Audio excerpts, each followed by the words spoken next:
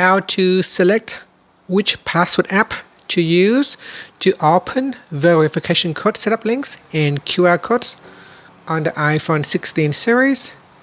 First, let's return back to the home screen by swiping up at the bottom of the screen. And from the home screen, tap on Settings. Now in the Settings page, we go down and tap on General. After that, go down and tap on Autofill and Passwords. Now in here, you want to go down and tap on Setup Codes In. Then from the pop-up, you can select a password app that you would like to use.